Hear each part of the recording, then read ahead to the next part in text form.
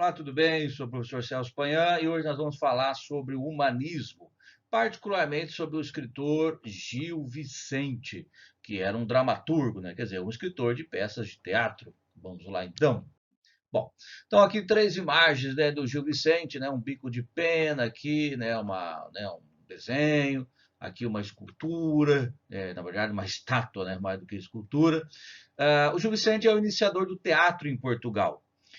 Significa que antes dele, né, não tinha exatamente teatro, era apenas o quê? Encenações, né? Nada assim, encenações bíblicas, por exemplo, mas teatro mesmo começa com o Gil Vicente.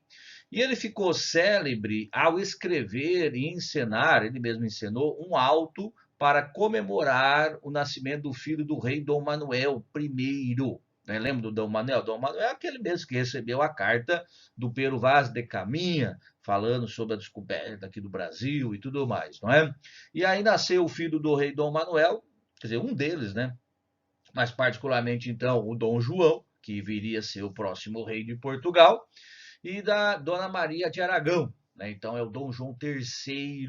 Nasceu ele lá, o menino nasceu em 1502. E o Gil Vicente fez uma peça com o título Alto da Visitação, estabelecendo uma relação entre o nascimento do filho do rei e o nascimento de Cristo, já que isso aconteceu, né, no final do ano, então é a época em que se comemora o Natal. O rei gostou, falou: curti, vou compartilhar, e aí acabou incentivando o Gil Vicente a escrever outras peças. Bom, aqui está o Dom Manuel, né? Aqui um quadrinho, né, do Dom Manuel. Uma coisa importante é assim, o Gil Vicente está inserido no humanismo. Sobre o humanismo, eu já expliquei em outra videoaula, eu vou deixar o link ali depois para que você possa assistir. Mas o humanismo, então, representa a passagem, a transição entre a Idade Média e a Idade Moderna, né, o que vai ser o classicismo. O humanismo tem um pouco a ver com o Renascimento, um pouco, no sentido, digamos assim, filosófico, né, não no sentido estético, né, porque o Renascimento está mais próximo ao classicismo em Portugal, tá? Quer dizer, o Renascimento italiano. Mas, de qualquer modo, o Gil Vicente, então, procurou, dentro desse espírito humanista, já no século XVI, abordar temáticas humanas, quer dizer, falar sobre o ser humano, falar sobre as questões humanas, ainda que de uma maneira tipificada. Eu já explico isso melhor. Bom, mas o que é um auto? Né? O auto vem do latim, né? Que significa ação. Então, uma peça dramática, uma peça de teatro. Mas, de qualquer forma, os autos tinham como tema central sempre uma questão moralizante, né? Algo que indicasse qual o caminho para as pessoas, eu faça isso, não faça aquilo, e por aí vai. Ao escrever um auto para falar do nascimento de um homem, no caso Dom João, ainda que rei, Vicente inaugura o teatro profano em Portugal, conforme o espírito humanista de tratar de questões humanas. Então, olha que interessante.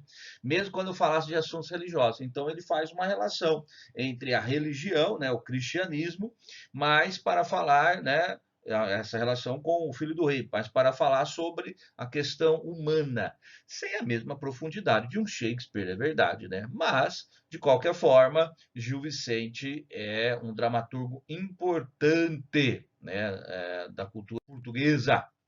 Escreveu cerca de 45 peças. Ele não vivia exatamente disso, né? Segundo consta, ele era ourives, quer dizer, mexia com ouro, né? Essas peças podem ser divididas em farsas, autos e alegorias. Farsa, né, é uma peça cômica. O auto, como eu disse, já é uma peça moralizante. Pode conter religião ou não, né? Normalmente tem. Inclusive, a gente tem alguns autos famosos aqui, o Alto da Compadecida, do Ariano Suassuna, por exemplo, não é? E alegorias, quer dizer, falar algo para significar outra coisa. Então, por influência da cultura religiosa medieval, suas peças sempre têm um caráter moralizante. O que significa, portanto, balançou aí, né? O que significa, portanto, que o Gil Vicente é um escritor humanista, porém um pé, né, no mundo medieval, tá? Então, suas peças apresentam temas que exploram os costumes da época, mas que também, é claro, a gente pode transpor para os dias atuais, tanto que muitas de suas peças são ainda hoje encenadas adaptadas. O homem deveria tomar consciência de seus defeitos morais. Então, essa é a frase chave para entender o teatro aí do Gil Vicente. Olha, o homem deveria tomar consciência de seus defeitos morais. Risquei ali, mas não devia ter riscado, tá? Muito bem. Então, não tem nada de errado ali. Então, quer dizer, a ideia de moralizar pelo teatro tem uma expressão que se fala, né? Rindo e para moralizar. Então a pessoa faz rir para moralizar. Vicente critica em seus autos ou farsas todos os grupos sociais. Ele pode falar mal do rei, do papa, do clérigo corrupto, o médico incompetente, o curandeiro, a mulher adúltera, a alcoviteira, que é aquela que contribui para, né, enfim, a pessoa sair com a outra, seria o Tinder da época. O juiz desonesto, o camponês, a donzela, o velho, o parvo, a beberrona, a moça da vila, o soldado, o judeu oportunista, o burguês materialista safado, não é isso? Então, você vê que são termos, são tipos, por isso que eu falei que é um teatro que trabalha com elementos típicos. Não é o João, a Maria, o Antônio, o José, é o judeu, o burguês, o padre, né? Eles podem ter nomes, sim, como na farsa de Inês Pereira, né? Inês Pereira é o nome da personagem, mas ela representa um tipo, né? Um tipo social. Então a pessoa se identifica com o tipo para poder, né, ou mudar os seus atos ou confirmar aquilo em que ela acreditava. Vai depender muito, né? Continuando. Então, como eu disse, são 45 peças. Aqui eu coloquei o nome de algumas, o Alto da Índia. Normalmente que cai em vestibular, ó, o Velho da Horta, Quem Tem Farelos, Alto da Barca do Inferno, Farsa de Inês Pereira, Alto da Lusitânia. São as mais comuns para cair em vestibular. Mas outras, né? O Alto da Barca do Inferno faz parte de uma trilogia, que é a trilogia das barcas, ó. Barca do Inferno, Barca do Purgatório, Barca da Glória. É como aquele famoso livro do Dante Alighieri, do Renascimento italiano, florentino, A Divina Comédia, que também é dividido em três partes, né? O inferno, o purgatório e a glória. E aqui, então, o Gil Vicente escreveu, né? Só que ele escreveu três peças diferentes para formar o quê? A trilogia. Bom, daqui a pouco eu falo melhor sobre a Uau da Barca do Inferno. Continuando. Também o teatro dele pode ser dividido da seguinte maneira, né? Entre autos e farsas, tá? Autos pastoris, quer dizer, em que se destacam temas bucólicos. Então a história se passa no campo. Monólogo do vaqueiro. Autos de moralidade, quer dizer, são as alegorias, né? Falar uma coisa para dizer outra, que visam a transmissão de preceitos religiosos. Então, o Alto da Alma, a trilogia das barcas, por exemplo, e as farsas, né? Normalmente é uma comédia. Então, sátira a personagens típicos da sociedade lisboeta, enfim, portuguesa daquela época. A farsa de Inês Pereira, o Velho da Horta. Inês Pereira é a história da mocinha que quer se casar a todo custo e paga para dois judeus encontrarem um marido muito bom para ela, né? Olha, os alcoviteiros, né? O Tinder, vai lá achar um maridinho para mim. Bom, acontece uma série de situações. Eu tenho um vídeo que fala sobre a farsa de Inês Pereira. Você pode assistir aí também, né? No canal. O Velho da Horta, que fala do velho taradinho, né? Taradinho, tá bom? Então, o Velho da Horta. Bom, seu teatro se difere do teatro moderno. Quando eu falo teatro moderno, da idade moderna, daquela época, não o teatro de hoje, tá? O teatro moderno vai incluir, por exemplo, o William Shakespeare, né, na Inglaterra, o Racine na França, né, por não conter o conflito individual, ser ou não ser, eis a questão, não é isso? Então, o objetivo do Gil Vicente é tratar do coletivo.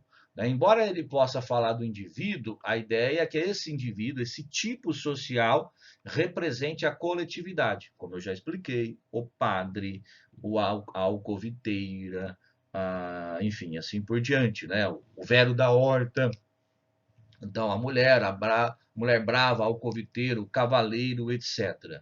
Não lhe interessa analisar os indivíduos em toda a sua complexidade, e sim tratar das características gerais de um padre corrupto, de uma moça que faz de tudo para se dar bem no casamento, né, etc, etc, mais um, etc. Então, é o personagem típico, é isso que interessa a ele, para que as pessoas possam se identificar. É como num programa de humor, né? O programa de humor não tem assim profundidade psicológica. Cria-se um estereótipo, né? Cria-se um personagem e a gente sempre espera que aquele personagem haja da mesma maneira, né? Com um bordão, por exemplo. Bom, aqui a gente tem uma foto, uma imagem, né, do alto da barca do inferno. Tá vendo aqui tem o capetinha com uma barquinha, o anjinho com outra barquinha. Bom, esse alto da barca do inferno está relacionado a uma tradição romana, a tradição romana e greco-romana, na verdade, a ideia de que para você ir para o mundo, né, para o Hades, para o inferno, ou para o céu, o Olimpo, né, que fosse, você tinha que pegar uma barca. Não por acaso as pessoas eram enterradas com moeda no olho para poder pagar o barqueiro, né? Então é uma tradição. O Gil Vicente aproveita essa tradição, mas na verdade, desenvolver um teatro católico, cristão, né? E não mitológico. Então é o caso, por exemplo, do Alto da Barca do Inferno, em que um fidalgo, aqui são os personagens, né? Olha, um fidalgo, começa inclusive com o fidalgo. O fidalgo é o nobre. Um agiota, cara que empresta dinheiro a juros, um sapateiro, um frade, uma alcoviteira, um judeu, um corregedor, um procurador, um enforcado e 4 cavaleiros, mais um parvo, né? Que é uma pessoa ignorante, idiota, idiota no sentido mesmo de ser ignorante, né? De não entender as coisas, tá? Cada um a seu tempo de pegar uma barca para atravessar o rio da morte e chegar ou ao inferno ou à glória. Como é o alto da barca do inferno, a maior parte dos personagens vai para o inferno mesmo. E aí a ideia é dar destaque para o pecado que o levou ao inferno. Então, por exemplo, o agiota, é claro, por emprestar dinheiro a juros, juros exorbitantes. O fidalgo, por se achar, por não ter, não ser humilde, né? Por se achar superior aos outros. O padre, por corrupção dentro da igreja, né? Tem lá uma mocinha para servi-lo e coisas do tipo. E aí por aí vai. Então nós vamos ver daqui a pouquinho um trecho. Aliás, daqui a pouquinho não, já agora, nesse momento. É exatamente o momento em que o Fidalgo é o primeiro personagem que aparece. Tem também, né, um vídeo sobre né, mais completo sobre o alto da barca do inferno. O anjo pergunta: que quereis? Que me digais, pois parti tão sem aviso, se a barca do paraíso é esta em que navegais. Veja que tem rima, aí está um pouco desconfigurado, né, a forma do texto, mas o teatro do Gil Vicente é rimado, né, ou seja, é um poema dramático. Esta é: que demandais? Que me deixeis embarcar. Deixeis, quer dizer, me deixeis embarcar. Sou fidalgo de Solar, quer dizer, sou nobre, né? Sou gostosão. É bem que me recolhais. Não se embarca a tirania nesse batel divinal. Quer dizer, aqui não vem tirando, não, filho. Né? Tá tirando uma onda comigo? Aí tem aqui, né? Tirando é o cara que se acha, né? Poderoso. Não sei por que haveis por mal que entre a minha senhoria. Para a vossa fantasia, muito estreita esta barca. Para senhor de tal marca, não há aqui mais cortesia? Vem a prancha e atavia. Quer dizer, põe a prancha aí que eu vou, né? Se não é cortês, não, anjo, me ajuda aí, pô. Levai-me desta ribeira, anjinho. Não vindes vós de maneira para entrar neste navio, esse outro vai mais vazio, a cadeira entrará e o rabo caberá e todo o vosso senhorio. Quer dizer, vai no batel, no barquinho do inferno, do capeta, né? Até o seu rabo vai caber lá, o palhaço, né?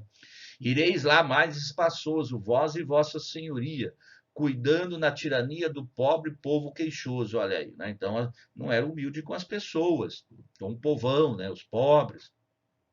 E porque de generoso desprezastes os pequenos, os pobres, achar-vos-ei tanto menos quanto mais fostes fumoso. Aí o diabo fala: abarca, senhores, ó que maré tão de prata, um ventozinho que mata e valentes remadores. Aí continua a história, vão aparecendo cada um, né, dos personagens que eu citei. E para finalizar, veja como aqui o Alda Lusitana é um teatro alegórico. Ó, tem dois personagens, um se chama Todo Mundo, que era um rico mercador, e o outro se chama Ninguém, um homem pobre. Beuzebu e Dinato, que são dois capetinhas, né, tecem comentários espirituosos, fazem trocadilhos, procurando evidenciar temas ligados à verdade, a cobiça, a vaidade, a virtude e a honra dos homens. Entra todo mundo no rico mercador e faz que anda buscando alguma coisa que perdeu. Logo após, um homem vestido como pobre, esse se chama Ninguém e Diz. Antes de ler a historinha, é como aquela velha piadinha do cachorro, né? Eu tinha dois cachorros, um se chamava Conte Outra Vez, e o outro falou Não Conte. Né? Aí morreu, conte outra vez, né? E aí, enfim, aí fica repetindo, né? Toda hora fica falando a mesma coisa. Conte outra vez, né? Errei a piada, tá? Mas tudo bem. O... Então, ninguém. Quem andas tu aí buscando? Mil coisas ando a buscar, delas não posso achar, porém ando porfiando, por quão bom é porfiar. Como as nomes cavaleiro, eu hei nome todo mundo, e meu tempo todo inteiro sempre é buscar dinheiro, e sempre nisto me fundo. Olha as rimas. Ninguém, eu hei nome ninguém, quer dizer, o meu nome é ninguém, e busca a consciência. Aí o Beuzebu pega a fala dos dois e faz o trocadilho. Olha a alegoria. Esta é boa experiência de nato, escreve isto bem. Que escreverei, companheiro, que ninguém busca consciência e todo mundo dinheiro. Não, o trocadilho, né? Conte outra vez, né? Aí vai lá e conta, eu tinha dois cachorros, aí conta outra vez. Percebe? Então, essa é a ideia do Gil Vicente. Ok, meu povo? É isso aí, terminamos então esta videoaula. Até a próxima. A piada eu errei, né? Mas você entendeu, não entendeu? Né? Dá uma risadinha. É isso aí.